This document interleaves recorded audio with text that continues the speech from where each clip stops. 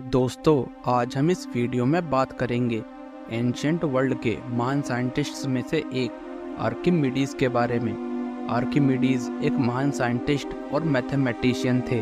उन्होंने गणित के बहुत से महान कॉन्सेप्ट्स और थ्योरम दिए थे, जिनका प्रयोग आज भी हम गणित में करते हैं।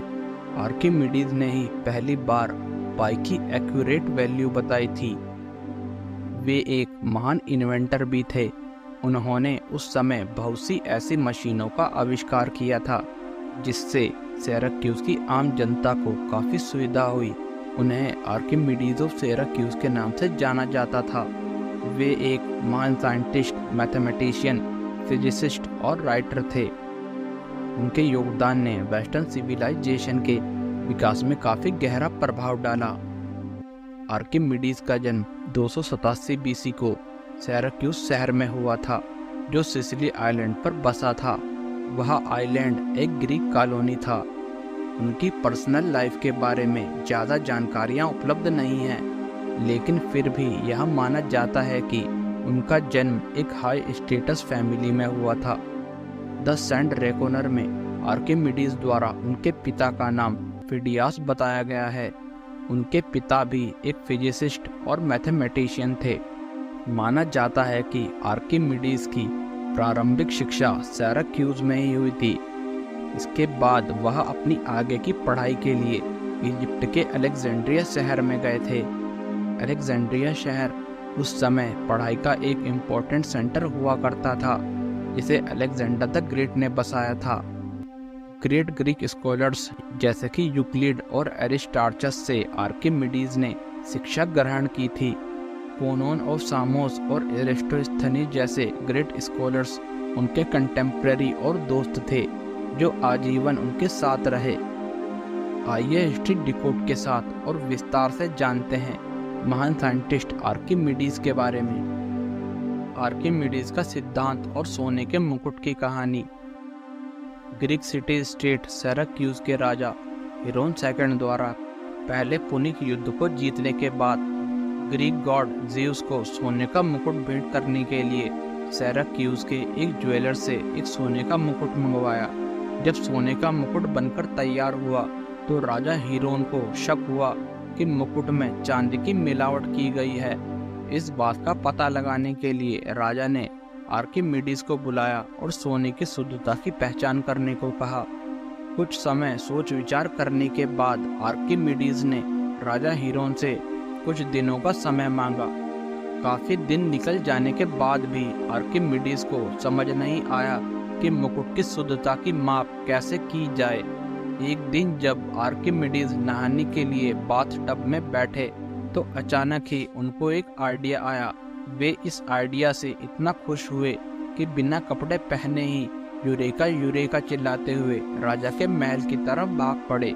दरअसल आर्किमिडीज को सोने की शुद्धता मापने का तरीका मिल चुका था। इसे ही आर्किमिडीज का सिद्धांत या उत्प्लावक बल कहा जाता है। इस सिद्धांत के मुताबिक यदि जल में किसी वस्तु को आंशिक या पूरी तरह से डुबोया जाता है तो उस वस्तु के भार में कमी महसूस होती है। इसका कारण यह होता है कि वह वस्तु अपनी वॉल्यूम के बराबर जल को हटा देती है, जिस कारण उस वस्तु पर एक बाहरी बल काम करता है। हर किसी वस्तु की एक निश्चित वॉल्यूम होती है और शुद्ध सोने की भी अपनी एक निश्चित वॉल्यूम होती है। राजा हीरोन के महल में पहुंचकर आर्किमिडीज ने पानी से भरे हुए 3 जार मंगवाए। उन्होंने एक जार में मुकुट को, दूसरे जार में मुकुट की वॉल्यूम के बराबर शुद्ध सोने को और तीसरे जार में उसी वॉल्यूम की चांदी को डालते हैं। इस एक्सपेरिमेंट में मुकुट द्वारा हटाए गए पानी की मात्रा शुद्ध सोने वाले जार से हटाए गए पानी की मात्रा से ज़्यादा थी और चांदी वाले जार द्वारा हटाए गए पानी से कम थी, जिससे यह निष्कर्ष निकलता है कि मुकुट शुद्ध सोने से नहीं बना है, उसमें चांदी की मिलावट की गई है। उस ज्वेलर की गलती पकड़े जाने पर उसे सजा दी गई। आर्किमिडीज की महान खोजें और आविष्कार। आर्किमिडीज एंशिएंट वर्ल्ड के सबसे इन्फ्लुएंशियल गणितज्ञों में से एक थे। उन्होंने ज्योमेट्री और कैलकुलस के क्षेत्र में महत्वपूर्ण योगदान दिया।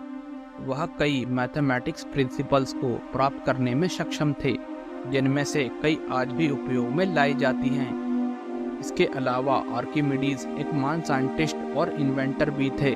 उन्होंने रोमनों से सिराक्यूज की रक्षा करने के लिए युद्ध में इस्तेमाल होने वाले हथियारों का आविष्कार किया था। उन्होंने the heat ray of Archimedes के नाम से फेमस एक वेपन का आविष्कार किया था। इस वेपन में कांच की तरह चमकने वाले पॉलिश करे हुए तांबे की प्लेटों का इस्तेमाल किया जाता था, जो सूर्य की किरणों को रिफ्लेक्ट कर देते थे। जब रोमन सेना के जहाज सिराक्यूज पर कब्जा करने के लिए इन्वेड करते थे, तब सिराक्यूज के सैनिक इन पॉलिश की हुई तांबे की प्लेटों को दुश्मन सेना के जहाजों की तरफ ऐसे एंगल से रिफ्लेक्ट करते थे, जिससे रिफ्लेक्ट की हुई सूर्य की किरणें एक ही पॉइंट पर जाकर मिलती थी। इससे इतनी हीट पैदा होती थी कि दुश्मन सेना के जहाजों में आग लग जाती थी। आर्किमिडीज ने सिराक्यूज की रक्षा के लिए एक और वेपन द क्लो का आविष्कार भी किया था। इसे द शिप शेकर के नाम से भी जाना जाता था। द क्लो ऑफ आर्किमिडीज में क्रेन के जैसी भुजा होती थी, जिसमें एक बड़ा धातु का हुक लटका होता था।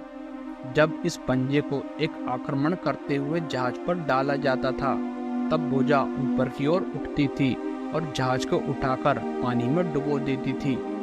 सिराक्यूज के राजा हीरोन के लिए आर्किमिडीज ने एक बड़ा जहाज भी बनाया था, जिसका नाम सिराक्यूजिया था। यह उस समय का सबसे बड़ा और लग्जरियस जहाज था। आर्किमिडीज और रहस्यमयी एंटीकैथीरा मैकेनिज्म। आर्किमिडीज द्वारा बनाया गया एंटीकैथीरा मैकेनिज्म उनके द्वारा बनाई गई सबसे रहस्यमय मशीनों में से एक थी। कुछ कॉन्स्पिरेसी थ्योरिस्ट्स के मुताबिक यह एक टाइम मशीन थी, जिससे किसी भी टाइमलाइन में जाया जा सकता था। Hollywood movie Indiana Jones and the dial of destiny में भी एंटीकैथीरा के टाइम ट्रेवल के कॉन्सेप्ट को दिखाया गया है। दरअसल यह कोई टाइम ट्रेवल मशीन नहीं थी।